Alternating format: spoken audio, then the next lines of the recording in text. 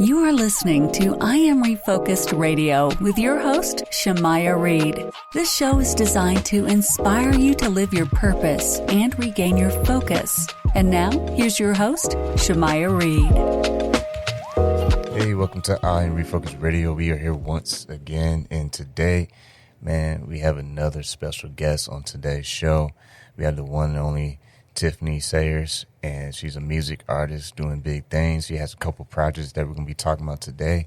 She does volunteer work out in LA for all the good young people out there. But without further ado, man, I just want to say welcome to the show, Tiffany, and say how you doing. Thank you so much for having me. I'm doing amazing. How are you doing? Doing real good, man. So you have a couple projects that we're going to talk about. You have Over You and My Body Knows. And before we get too deep into that, man, as a recording artist out in LA representing Cali, tell us a little bit about yourself, man. Yeah, definitely. So I'm originally from Northern California, but I'm in Los Angeles now. I've been here for a while. Came to Southern California for school, and then as soon as I graduated, I got into music and started networking, working with different writers and producers and kind of cultivating my sound and growing. I put a band together of 7, performed all around Hollywood, locally. That was amazing. Eventually, we kind of all went our separate ways, and I had an acoustic act for a while. And then really got into studio recording, and I released a EP called 1222, late 2019, has 5 songs on it. And then, as you mentioned, just released 2 new singles this year, one in January called Trippin Over You, and one last month called My Body Knows. So just really excited about getting those out there, and looking forward to performing again. I hear that maybe June 15th, things will open up. So definitely looking forward to that, but just excited about my new music and ready to get back out there.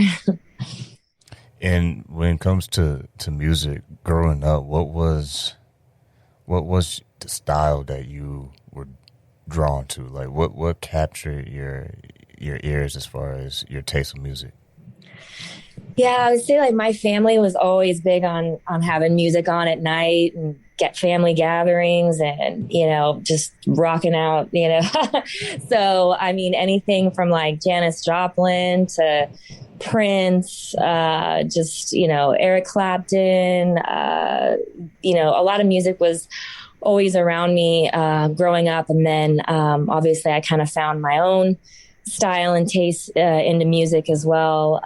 Love R&B music, pop music, and just kind of, I always keep it open. I'm open to listening to new genres, new artists. I've been really inspired by the artist Her lately. I saw her in concert before the pandemic, and just think she's awesome as a songwriter, and been recently kind of checking out some alternative R&B, thinking that might be my next move. But yeah, I love music all around.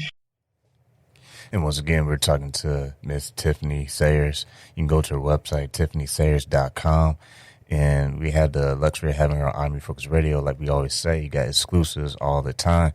So you as a recording artist and being out in California, I always say California is dope because it's just a great place to be on the West Coast, man. Absolutely.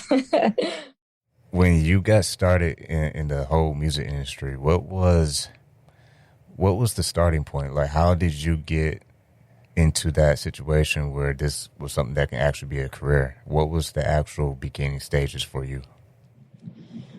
Well, to say that it really first kind of kicked off, my great uncle actually was in the music industry as a lawyer. And so fortunately, when I said I was moving to Southern California and once I had graduated, he had some contacts to put me in touch with as far as a couple of writers and producers. And so I was fortunate enough to be able to to kind of at least have that as a start, to be able to work with some experienced, musicians and producers, and, record my first song and just, go through all that. And then I kind of took that as a stepping stone and just continued to build my network, going out to shows, being out in the scene, just really, networking with people and going to different events. I just think it's really important to get yourself out there, mixing and mingling, because you never know who you're going to meet, and just really stay in touch with the contacts that you also receive. I mean,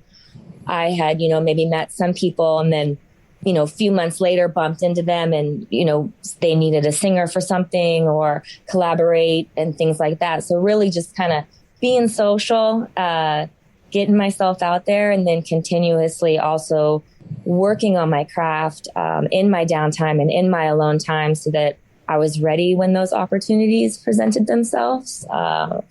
So yeah, just really building a network. And even now, like, everything's gone virtual. I know things are opening back up, but there's still so much, that I did in this pandemic of just different networking opportunities that I found, through ASCAP or different newsletters that I was a part of.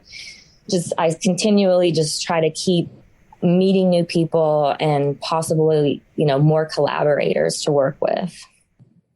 And you mentioned the phrase that everyone's been talking about all year, and that is we are all going through this pandemic. And you kind of touched on that. That is something I've been curious to have everyone on the show, Ivory Focus Radio, to touch on, because everyone has a different way of how they got through it and how they survived. And especially as a creative person in that professional world, what was your story? How did you keep yourself focused on your goals and continue to do your creative work? Yeah, I mean, obviously there was more time for writing and self-reflection, which is beneficial for an artist. So I definitely took advantage of that. I also just got creative in other ways. I sold all my furniture and got all new stuff, redid my entire apartment, rearranged it. I just kind of wanted something new and fresh. And, I did little projects like that. And, I even still collaborated with the two tracks that I mentioned before. They kind of had to get shut down a little bit because of the pandemic. And then I didn't want it to come to a full halt because I still wanted to release the music soon. So ended up collaborating with musicians virtually, where I just, sent them the stems and the track, and then had these super talented musicians play on them and just send them back. So I had never done that before. I'm usually always in the studio. I like that energy. I like, everyone to be together, but it is what it is. And so, we just kind of collaborated on that virtual tip, and it ended up working out. And I found too that a lot of musicians, because, they weren't out on tour or playing, had more time for projects to do, and also pricing was better. So, it all has its advantages. Definitely worked through it and still made sure that I was able to put my music out right after the new year. And that's pretty amazing to be able to still do that, because, like I said, we all had to fight through this thing. And kudos to everyone who's still fighting, because it's real, man. It's all around the world. I just talked to someone earlier this morning from Europe. She's a singer, songwriter, and teacher as well. And it's the same thing. COVID-19, the pandemic, it affected everybody around the world. So unless you live on Mars or Venus, you had to go through this, man. So once again, we're talking to Tiffany Sayers. Go to TiffanySayers.com right here on Ivory Focus Radio. Learn all about her music career and her journey. When it comes to your project, we're going to talk about Trippin Over You project, and then next we'll talk about My Body Knows. So this song, Trippin Over You, How did that come about, and what's the backdrop story on that project? Yeah, so that came about actually. Producer and I, we had worked together several years prior and kind of lost touch. He moved and ended up reconnecting and found out he was going to be moving back to LA. And we were like, oh, wow, yeah, we want to get together and do something again. It's been so long. And so, he sent me some files and tracks to listen to, some ideas. And as soon as he moved, we got in the studio and just kind of vibed out and ended up on some kind of cool, fun disco beat pop track, and we were feeling it. And I don't know, the topic got on love, and it's just about the chemistry that you can have with someone right when you meet them right off the bat. And then it's pretty intense and exciting, but it's also unpredictable, so a little scary. So yeah, that's basically what it's about. And it was just a long time coming, just working with someone that I hadn't in a while. So it was really cool to get back in the studio with him and jam out. And that's what ended up happening. It's a bad joke, but I think with these times, a lot of people had a lot of time to have those tripping over you moments. Now, when it comes to the other song that you recently are promoting right now, My Body Knows, tell us about that, man. Is that more tripping over you moments? Yeah.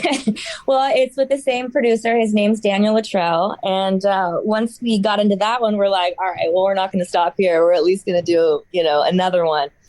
But we wanted to be slightly different. So instead of like an upbeat pop track, we kind of made it like a little laid back jam. It's heavy on live instrumentation, which is really cool and like one of my favorite parts. But it's kind of about the reflection of how we guard ourselves so much with love that sometimes we don't even realize how deeply we're falling for someone. So My Body Knows. It's like your body knows you're going with it. You want to be around that person, but your heart, your mind hasn't quite caught up to the fact that you're actually, falling in love with this person. So that one's a little more serious, but it's cool. I like that we were able to bring kind of two different vibes.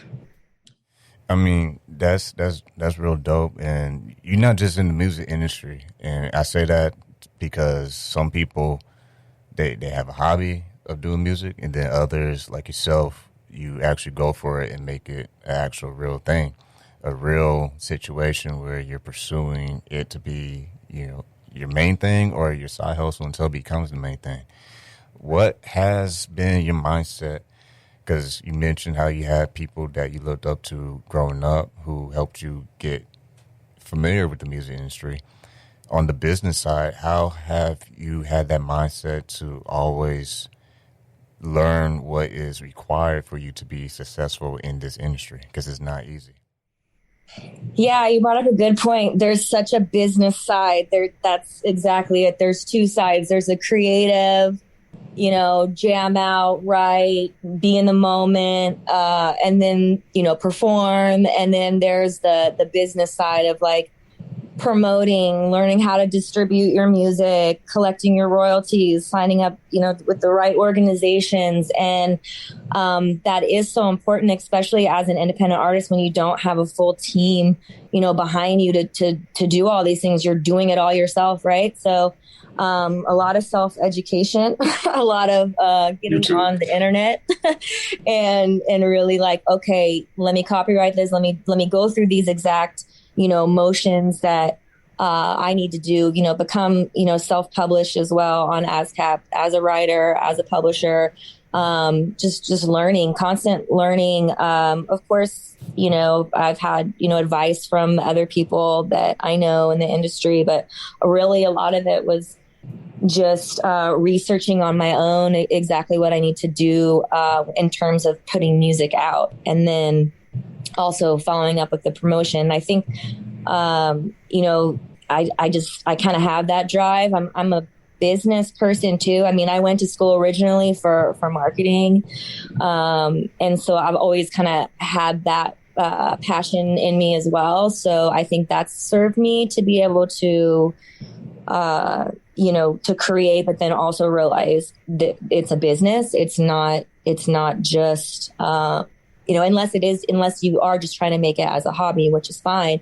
But if you really want it to be that, then you have to put in that time and energy to do the research, because no one else is going to do it for you. And with that in mind, there's people who are listening to the show, and maybe they're not beginners. So I'm not gonna bore y'all if you're not beginners. Like, hey, speed up the tape. I'm not in elementary. I'm actually a pro. Those who are pros out there, but they just are struggling with marketing their music, they're independent. What if you don't, if you're gonna have a class that you want to have people book you, then we can do that as well. But if you don't mind sharing just a little small secrets of what you have learned with marketing as an independent artist, what's some of the trends that you're seeing right now that are working? Yeah, I mean, I would say now, if you have that extra money to hire, a PR, or so not necessarily like a manager that's going to take a cut of everything you do, but like a PR company who's can do outreach for you, who already has a network of blogs or, that can, playlist curators, things like that, like already has a network that can submit your music for you on your behalf. I think that's super helpful, because trying to do that all yourself is like a full-time job. So, and then when it comes to booking performances, I had done all my booking when I was performing, and there was just really, again, like getting out there and meeting like the show promoters and going to shows and watching cool independent artists, and then, maybe talking to the booker at that show, or, kind of really have to get in there and then rep for yourself, and then have all of your credentials ready, your press kit, anything that you can, submit, drop an email to show, what you can bring to the table. But yeah, I think it's two-part. I think one is you have to be actively out there promoting and being on your socials and doing all of that. But at the other time, there's no shame in, hiring some help that can definitely, currently I'm working with B Squared Management, who's been really awesome in helping me with my outreach. So I think that's a huge plus if you do have that extra money to do that. And I will add on to that what you just said. Based on people I interview, I will just, for those who listen right now who are trying to grow their music career or just grow their brand or whatever, think of money as an investment tool. It's basically the difference of you going to the grocery store and shopping for the goods that are there versus you trying to be a farmer and you're starting from scratch. It's like it might be really good or it might be really bad, because there are people who are experts in their field, and sometimes you're better off making that investment. And one thing, if I can, don't just pour your money everywhere. You got to have a plan. If you don't have a plan, then you're basically hoping that you hit the lottery ticket. You got to have some kind of strategic plan. So you as an artist, talking to Tiffany Sayers, go to tiffanysayers.com.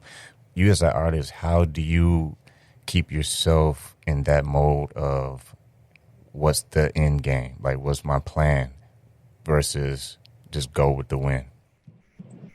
Yeah, I mean, a lot of it, it comes from my music and the direction of my music, obviously. Like, I don't want to be all over the place. I do like to experiment with, different genres and blending them, but still I have kind of a signature sound.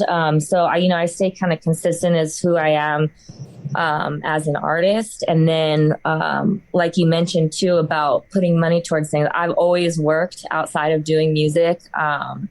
That's just always been a consistent for me, is that having another stream of income so that I can support my musical endeavors. And whether that be studio time, booking producers, the mixing, the mastering that needs to be top notch quality, that all costs money. And you do need to have a separate budget for your music. And as you mentioned, a strategic plan of when you're going to release, how far in advance you're going to release, who are you targeting?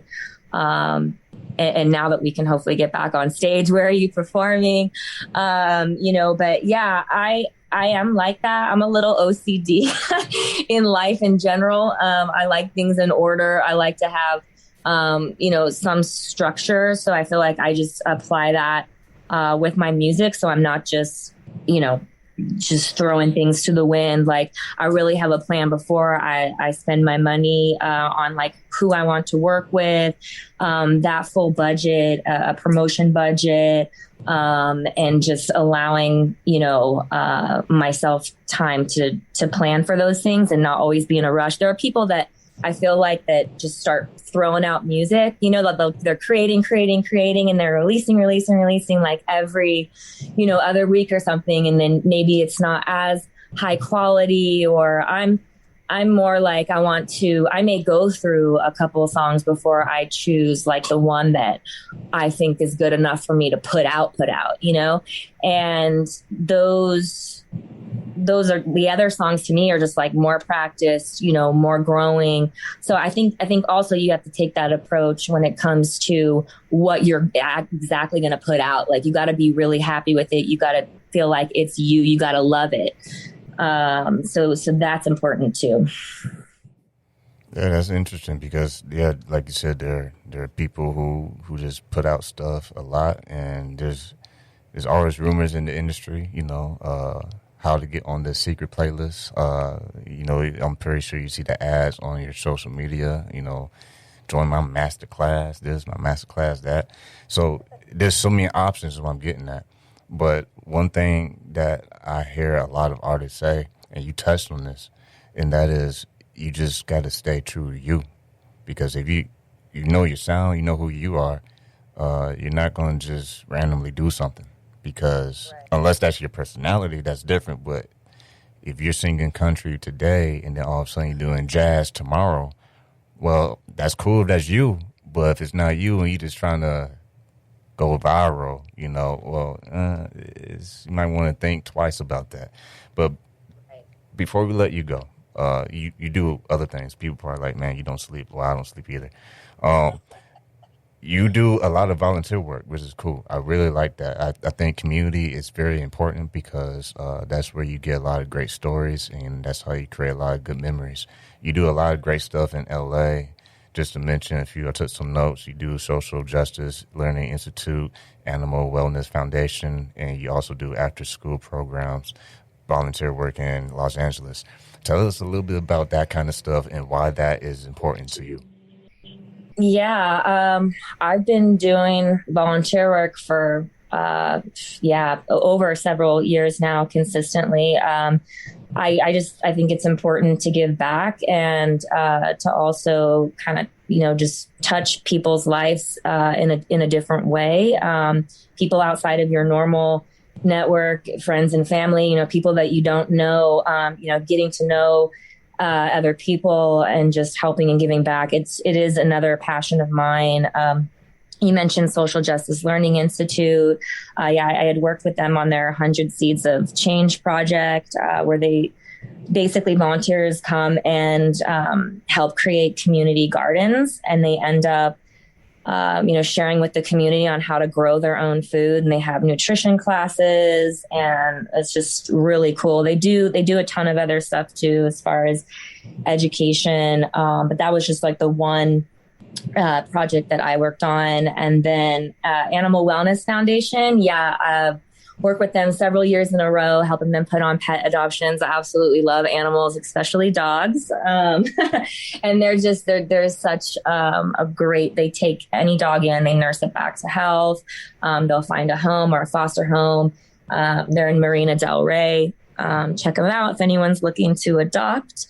After school programs. Most recently, I was working with Moffett Elementary. It's in Lenox near Inglewood, and every other Friday would go. This is before the pandemic, of course.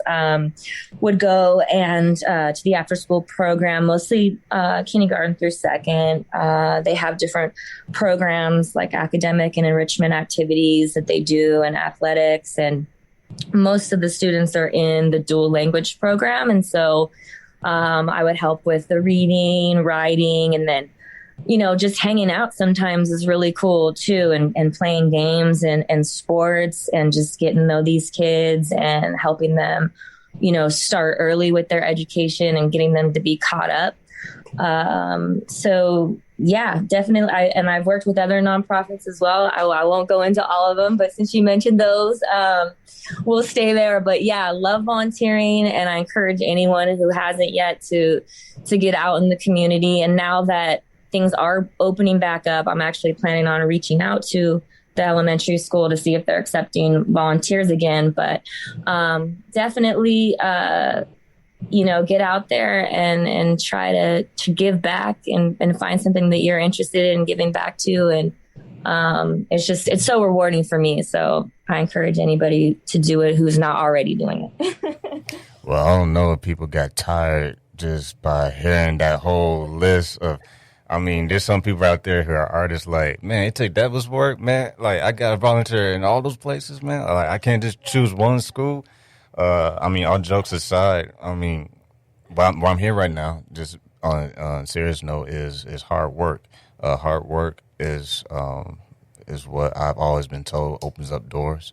And hard work allows you to find your weaknesses and allows you to strengthen areas in your life that allows you to do really great things in the areas that you're good at. Not saying that everyone's perfect. I'm just saying that's what work does. So being involved, taking action, being present is the reason why you're doing shows. Is the reason why you're collabing. Is the reason why you're on I Am Focus Radio. We have people like yourself who become experts in their field. So for those who are lazy and they need a wake-up call, what words of wisdom will you give to someone who maybe they're just afraid to make a move? And maybe that's why they're stuck. What would you say to that person? Yeah, I guess it could be that, or it could be people, because I used to have this problem when I was younger, is like, oh, I got all the time in the world, right? Or like, oh yeah, like I'll get to that, or that'll come to me, and it's just like, no, it's not going to come to you. You don't have all the time in the world. Now I will say timing is divine and we're all on our own timing, but we can't look at it as like, something that just, is just like a figment of, it's like, no, like you have to be active in, pursuing your goals, visioning them, manifesting them, and taking action. A lot of it is visualization and seeing yourself doing something and achieving something, but you do have to take those action steps to get there. And, it's not just going to fall on you one day. So, just take action. That's my thing. I wish I had that mentality even, cause I hadn't always had that mentality. I did at one point have where I felt like I had more time, or, oh, I could do that later. Oh, it's okay if I miss that opportunity. It's like, and I look back now and think, oh, what if I did hop on that opportunity? What if I was more ready back then? Like, how much further along would I be? So I guess my advice is just, if it is a passion and you want to go for it, don't sit on it. Just act now. It's almost like having a full tank of gas and you just stay on one block. I mean, come on. It's a reason why you got a full tank of gas. You got to go. First of all, I know one thing. This won't be the last time you hear about Tiffany Sayers. I almost want an autograph because I can tell when someone is really about their, life and doing what they're doing. And, you're out in L.A. Don't forget me. Tiffany Sayers, because I know you're going to do big things, and I know this is something like I say to some people is you're just warming up on the stove, and I can't imagine what it's going to be like when it's full blast because, Tiffany Sayers, this is exclusive because don't forget TiffanySayers.com because, your mindset, the way you told your story is real, and people better take some notes because, yeah, I see great things ahead of you. I appreciate that so much. And I so appreciate you having me here and just being able to talk to you and talk to everybody. So thank you so much. Well, like we say on this show, man, it is that time to go to the next one, the next interview. But, man, it's been a great time having great people on the show who really are passionate about what they do. So once again, big shout out to Tiffany Sayers. Go to TiffanySayers.com. And I like giving people the last word. So what would you like to tell all your fans and your future fans? Thank you for listening. More to come. There's always more to come. My music's on all streaming platforms. If you want to check me out, if you're into it, follow me on social media. I'm Instagram, Tiffany Sayers. It was just been a pleasure. And just looking forward to what's next. Well, there you have it, TiffanySayers.com. That's TiffanySayers.com. Go check her out. Exclusive right here on I Am Refocused Radio. Big shout out to LA. Man, California is dope. I'm telling you, I've been getting a lot of cool cats from California to be on the show, and I appreciate that because I'm telling you, LA, the reason why I like LA so much because I got family out there. So Texas, Michigan, LA, shout out to everybody. Cali, big dreams, big goals, but you gotta move. If you don't move, you lose in sleep. And I ain't talking about like real sleep. I'm talking about like you sleep on your life. Real talk. Keep it going, Tiffany. And like we say on every single show, man, keep God first, stay focused, and peace.